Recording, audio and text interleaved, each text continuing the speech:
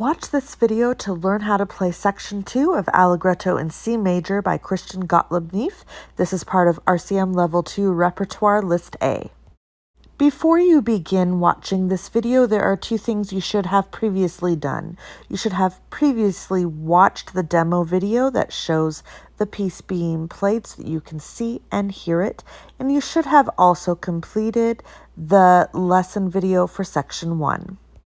We're in RCM Level 2 Repertoire List A looking at Allegretto in C major, and we're ready to move on to the second section. So the second section has two parts to it, really. The first part goes from measure 9 to measure 16 right here. And then once we start measure 17 to the end, it's what you already learned how to play up above. So we're going to begin by looking at measures 9 to 16.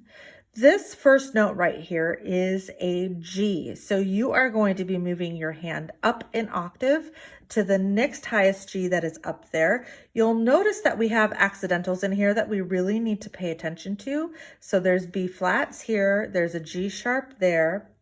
In the left hand, we have a C sharp right here. So let's begin by looking at the right hand part, and then we will put the left hand part to it.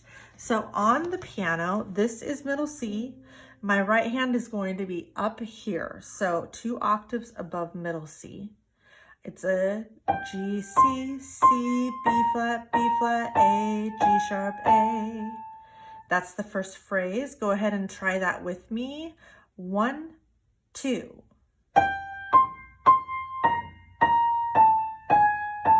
Now, every time there's the end of a slur, you should be lifting up a little bit. So these are together, up,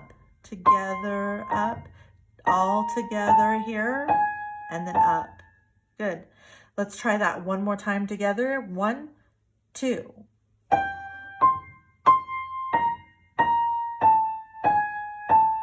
Good. Moving on to the next part, we're now with our thumb on E. And it's the same pattern. So we want to make sure we're following those slurs. Go ahead and try it with me. 1, 2.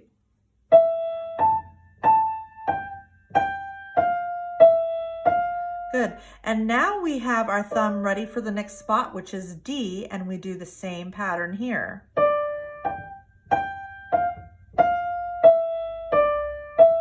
Try that one with me, starting on D. 1, 2.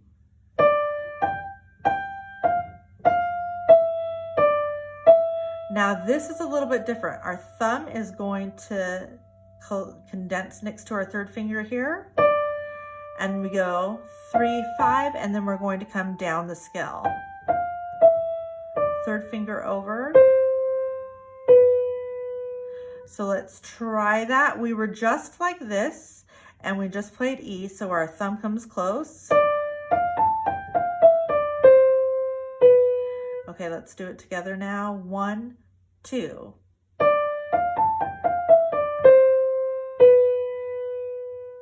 Good, so we're going to try the whole right hand section beginning at measure 9.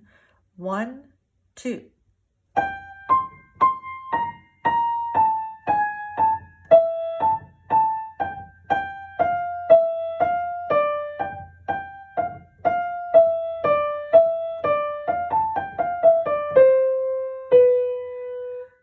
One more thing I want to talk about before I give you the opportunity to pause and continue working on it is the dynamics. So the first motive that we play is going to be forte, the next one will be mezzo forte, the next one will be mezzo piano, and that's where we hold for the rest of this section. So let's try it again using those dynamics, beginning with forte.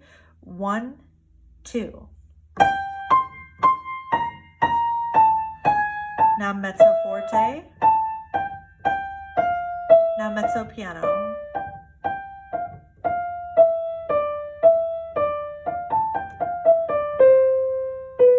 Good. Go ahead and pause and work on that as long as you need to. Now we're about to put the left hand to it, but before we do that, I want to look at what the left hand does. So this is middle C right here.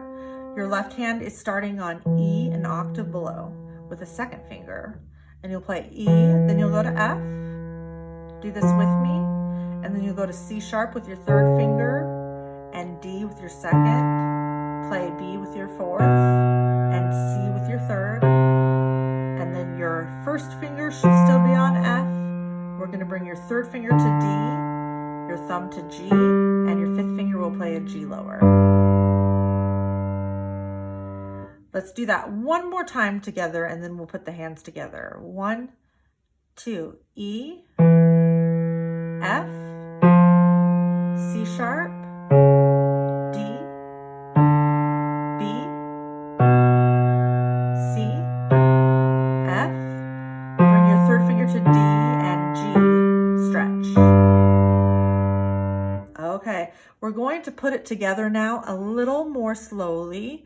And we're not going to worry about dynamics right now, but let's make sure that we're keeping our phrasing intact, and that's coming up after the slurs to give it a nice phrasing.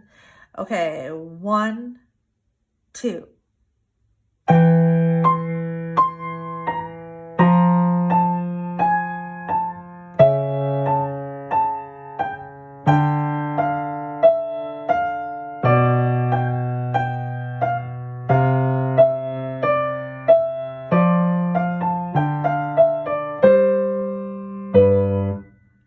Good. We're going to do it again now, and we'll go a little bit faster, and we will also put in our dynamics.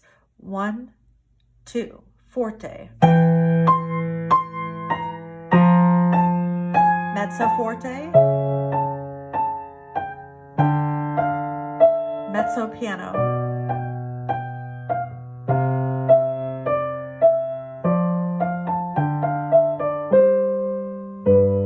Good. Go ahead and pause and continue working on that until you feel that you have mastered it, as well as you have mastered the first section.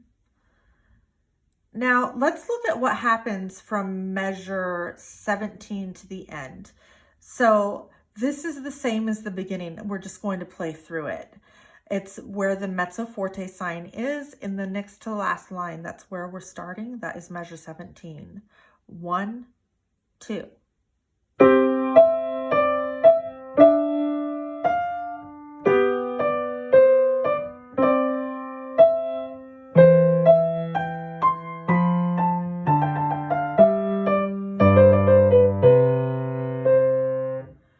So you should have been able to play that pretty well because you've been practicing it for a while. What I'd like to do now is play this whole second section. So we're going from measure 9 all the way to the end. Are you ready with your hands in place? And 1, 2.